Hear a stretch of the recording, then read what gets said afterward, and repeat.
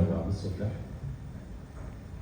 ba board members abatwegaite,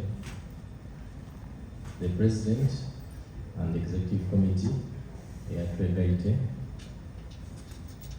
abakiise baba members abatwegaite mu bitiibwa byammwe, abakulembeze ab'amadiini n'abakulembeze abandi mu bitiibwa byammwe, na buli muntu ali wano olwaleero mu kitiibwa kyo. All protocol observed. Ladies and gentlemen, mbalamuisa eno bassebo ne bannyabo. Ntwala omukisa guno nga mbeebaza olw'okwefiiriza ebiseera olunaku olwaleero n'enaku edindi lemugiire nga mutegeka emikolo gino ate ng'era gemagana ku nsonga za Busoga ne Uganda okutwaliza ewalala. Mwebale ino. Nongera okubeebaza emirimu egy'enjawulo gye mugiire nga mukolera Busoga ne Uganda okutwaliza ewalala.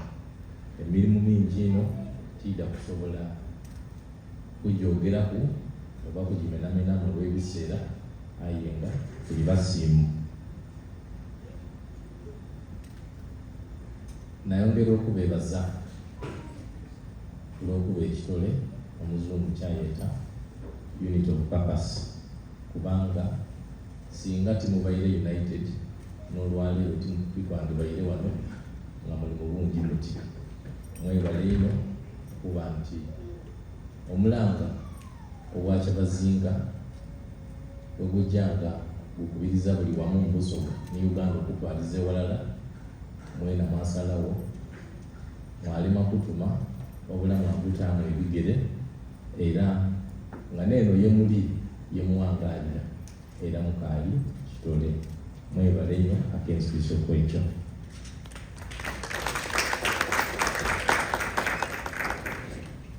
Era olunaku olwaleero nti lwakwebaza, tidda kukowa kwebaza.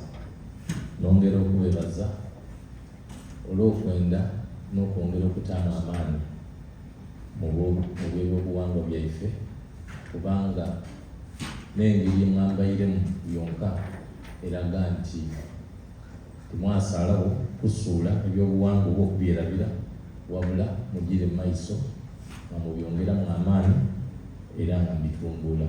Mwebale ino, mwebalire irala.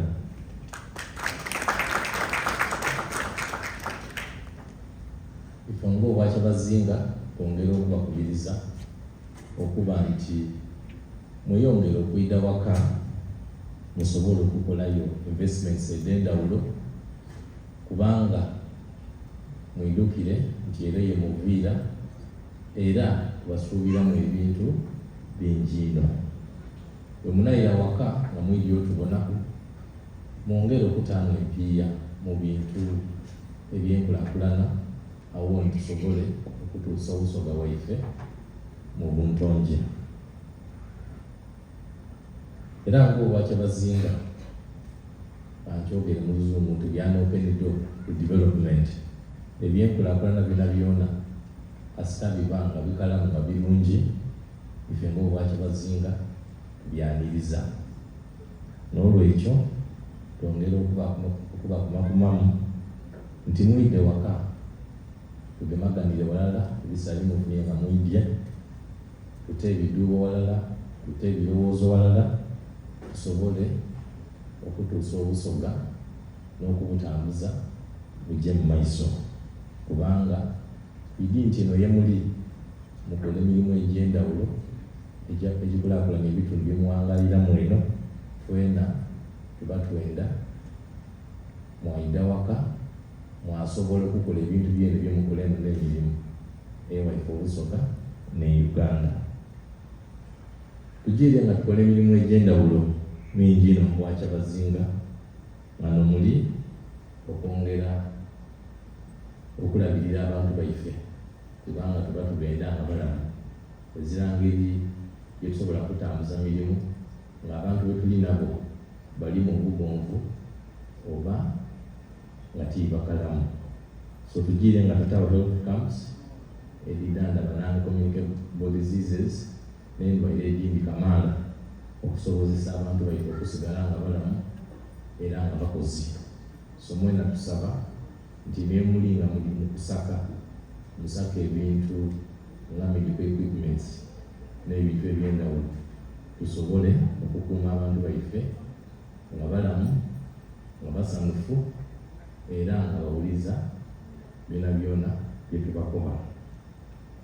Tugire mu maiso nga tutumbula ebyomuzaano omuli masazaka ng'okuguba mupiira amasaza ag'endawulo mu Busoga begayidde awalala for the competition baba nti abawanguzi bafuna ebirabo ebyendawulo ne prizes as a way ey'okufosteringa unity obona obwegayisi ate era n'okutumbula talents ed'abavubuka baife.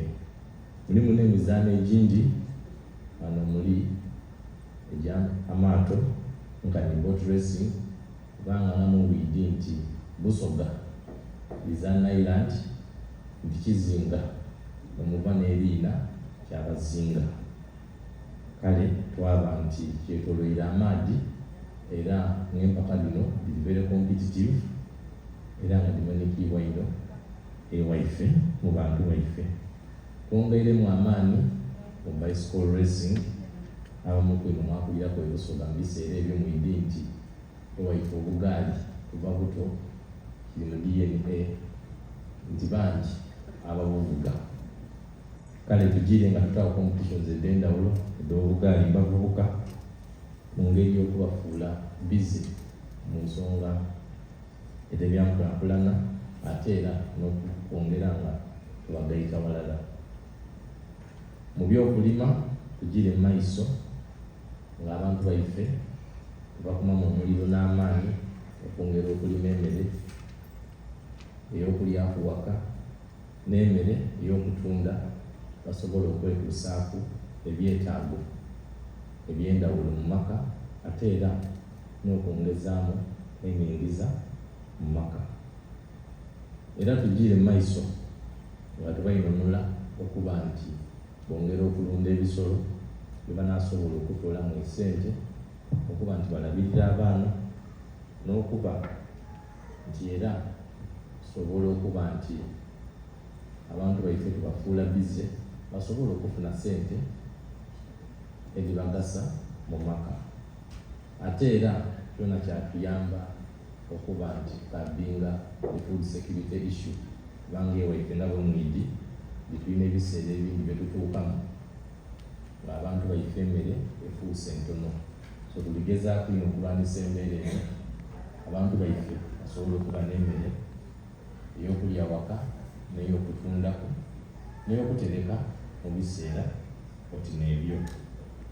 Era ku nsonga ndala eno yene tugire ng'obwakyabazinga nga tubagabiraku ebintu ebindi by'ensigo by'emmwanyi ebigogo n'ebindi kamaala okusobola okuyamba ababateesobola basobole okuba nti boona bava ye bali bayongeramu amaanyi mu maka gaibwe. Tugire mu maiso with sensitization exercises wano obulimi extension services okuba nti abalimi abandi babawiringa okwega omulembe omukalamu n'enima ennungi n'engeri ey'okuba nti baba n'ebisolo nga babirabirira bulungi basobole okufunamu value addition.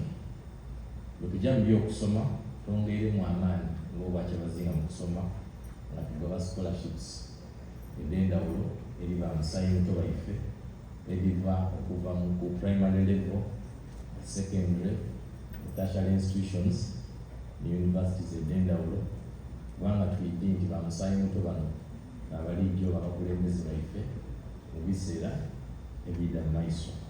N'olwekyo tulikutaawo mentorship classes ed'endawulo tusobole okuba n'abantu nga bali exposed ate nga beevu basobole okuba nti mu bitundu bye bawangaalira baba ba mugaso era mwena tubakubiriza lwemba mulina scholarships demo bwine kuba tuyidde nti opportunities nnyingi mu bitundu eno ye muli twasaba tubenga ng'obwakyebazinga tumaganira walala basobola okuyamba abantu baife baida basoma bakyusa mindsets zaibwe ate era bona baba in position okuyamba abantu baife abateesobola ng'ate beetaaga obuyambi. Bwe tujyamu mu by'environment tugire maiso atukubiriza abantu baife kwongeramu amaanyi okusimba emiti egy'endawulo kubanga tukwendayo okuba n'environment nga ya green nga nnungi olw'ensonga nti abantu baife abasinga especially Busoga emiti bagiire nga bagitemamu amanda n'ebintu ebindi ekiri tukosa kyatuleetera seasons ebitali nnungi ate nga lumukiidi nti mu kulima ni backbone yaife ne Uganda kutwaliza awalala tugire nga tusayininga MOUs with different companies n'ebitongole eby'endawulo nga tubijja kutandika okusimba emiti mu season eida n'eno season eri abatandisa babeere ready awundi tusobole okuba nti obutonde bwaife buba preserved ate era tubwizaayo nga bwe bwali eira neida. Saawa dino ekiri mu idiiro ekikulu eno tuli mu kaweefube ow'okuba nti tuleeta on board different sponsors ne ba-investors okuyamba Busoga era nga twatandisa okusayininga MOUs with different companies ebisinga mu idaali bonanga ng'emikolo gibairewo okusobola okuyamba abantu baife okusobola okwongera empiya obankani esente mu Busoga n'okusobola okuleeta different projects. So tulina companies kamaala etugiire nga tulingamu badona willing okuba niife awalala okusobola okutereeza Busoga era nga tuli kudiringa nabo okutandika okusayinira MOUs tusobole okuyamba abantu baife ne Busoga kutwaliza awalala. Twongera okubeebaza olwa contribution amagezi n'ebiseera bye mwataamu during the grand royal wedding. Twasiima ino twasiimira erala era mutatolanga okwo nga tulina projects edindi ed'endawulo awo tusobole okukulaakulanya Obusoga. Ng'amaliriza nongera okubeebaza okuba nti muli kitole nayongera okubeebaza emirimu egy'endawulo gye mukoleire Busoga era nayongera okubakuma nti mwongere okuyamba abantu baife mutatuulanga okwo ate era mwongere n'okutaamu amaanyi mu kwenda ebyobuwangwa byaife awundi tusobole okuba nti tutambulira walala. Ngendeza engendo ennungi mu states ez'endawulo n'ensi gye muviiremu era Kibunga ave n'imwe Busoga okuyisanya n'amaanyi.